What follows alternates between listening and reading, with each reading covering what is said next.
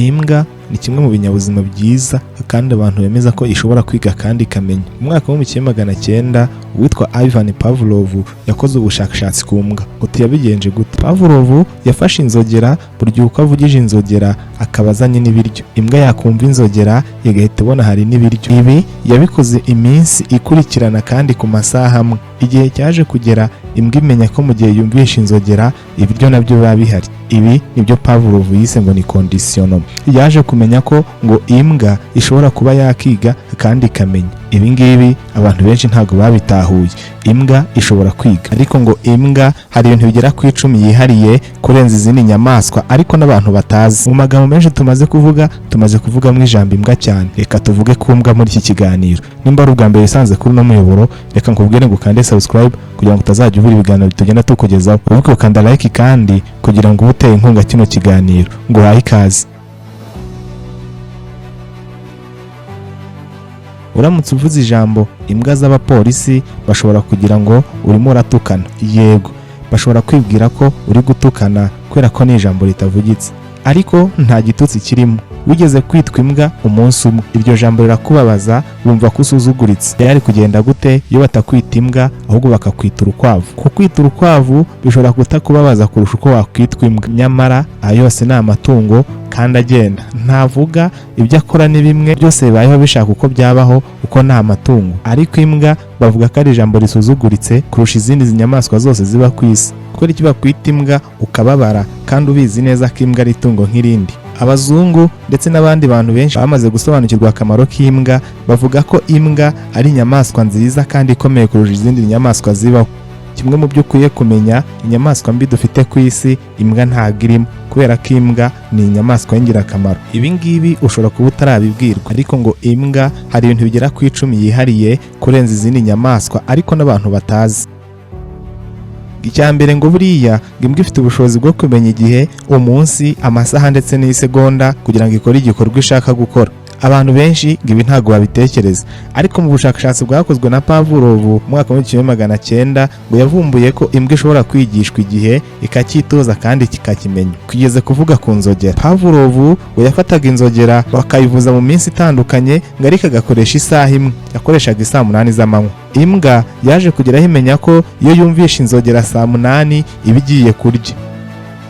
Igihe cyarageraga saa 8 zagera, imbwa igatangira gusonza kandi bizi neza ko igomba kurya, kubera ko yamenyereye amasaha y'saa 8. Gishobora gufata mu mutwe, ishobora kwiga, imbwa gishobora kumenya amasaha, ikamenya igihe ndetse n'isegonda bikajya mu mutwe. Kimwe mu bintu imbwa ifite yihariye mu bijyanye no gufata igihe, ni uko iyo ugiye kuryama wowe nka bosi, imbwa ibizi igihe uzabyukira. Muri iryo joro ntabwo irara yicaye ku nzu nk'uko ubitekereza, ifata urugendo ikajya guhiga. Uko ijya guhiga ibiza amasaha uzakangukira, ayo masaha ajya kugera yagarutse. Wabyuka ukayisanga yicaye imbere y'inzu, ugatekereza ko imbwa yari ihari kandi yari yagiye. Ibi ngibi ibikora ikoresheje ino tekinike yayo yo kumenya amasaha n'igihe umukoresha wayo abyukira. Imbwa ifite ubwenge buruta bw'umwana w'imyaka 2. Ibi ngibi ngo birasa n'ibitumvikana, ariko imbwa ubwenge bwayo buratangaje cyane. Ngo niyo mpamvu ngo umwana w'imyaka 2 yageze mu gihe cy'imyaka 2 ngo ubona arushaho kuba inshuti n'imbwa cyane kurusha uko umuntu mukuru yaba inshuti n'imbwa. Ngo biterwa n'uko imbwa ifite ubwenge bujya kungana n'ubw'uyu mwana. Ngo imikorere, imivugire n'uko atekereza biba bingana n'iby'imbwa nayo iri gutekereza. Umwana w'imyaka 2 arigishwa agafata, uko ni nako imbwa nayo yiga igafata. Umwana ashobora gukora ibintu ukabona imbwa irishimye. Ibi ngibi biterwa n'uko ibyo ari gukora bingana n'ubwenge ifite. Iyi ni imbwa.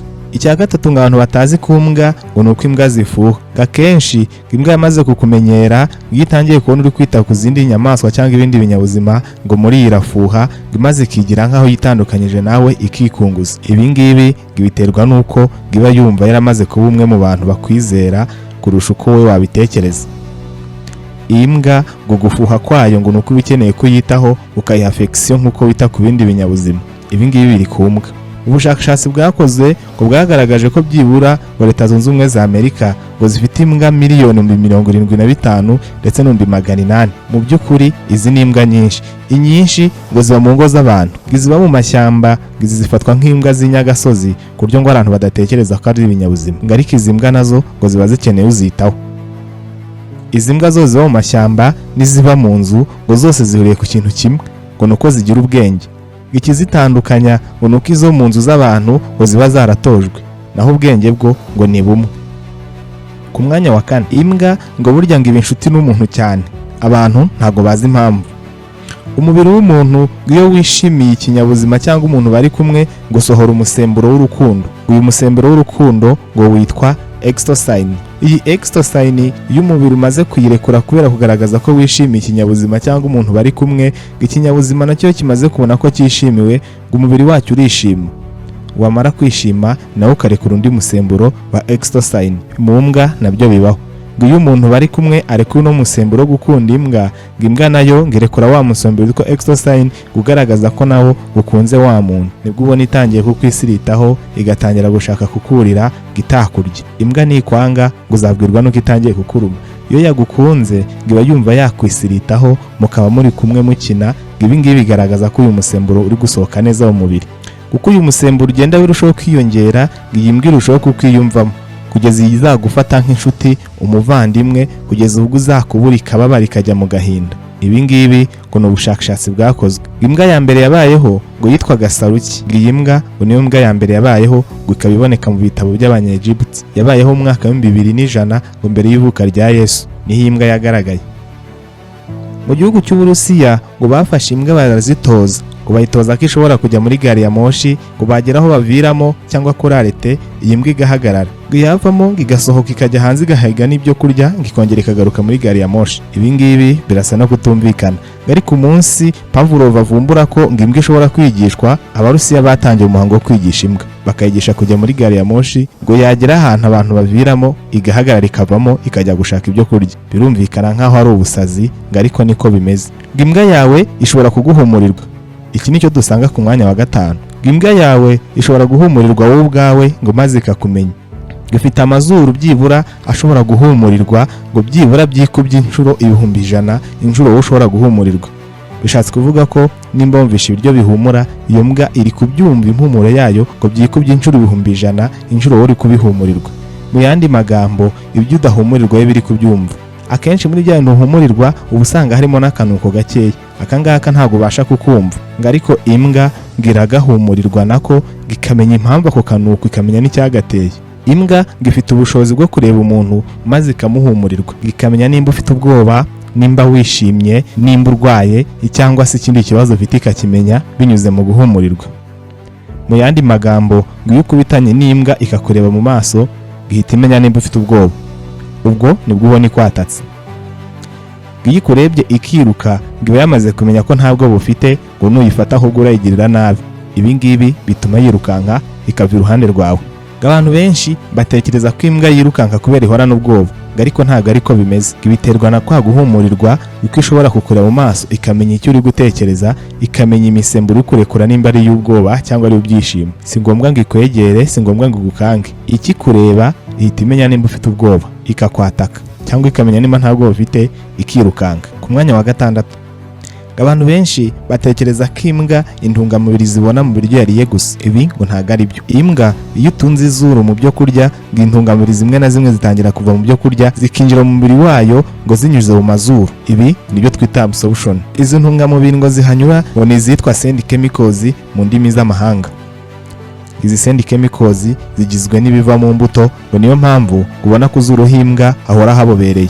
Kubobera ngo nta yindi fenomene, ngo nukugira ngo izi ntungamubiri zibashe gutambuka. Abantu benshi ngo batekereza ko kuba imbwa ihora ibobereye ngo ari uko ihora ikoze umunwa mu mazi. Nyamara yaba imaze iminsi 2 itarya, amazuru y'imbwa gahora abobereye. Ibi ngibi nta muntu wari ubizi. Ku mwanya wa 7, imbwa ifite ubushobozi bwo kumenya nimba umuntu arwaye kanseri cyangwa izindi ndwara. Nk'urugero, hari uturemangingo tuba mu mubiri twitwa cancerous cells mu ndimi z'amahanga. Gutungutunga imyanda dusohora gitandukanye neza cyane n'imyanda izindi seli nzima zitanga. Bishatse kuvuga ko mu mubiri w'umuntu imyanda itangwa iratandukanye. Iyo uturemangingo turwaye, imyanda dusohora ngo ibitandukanye neza n'iyo uturemangingo dusohora igihe ari tuzima.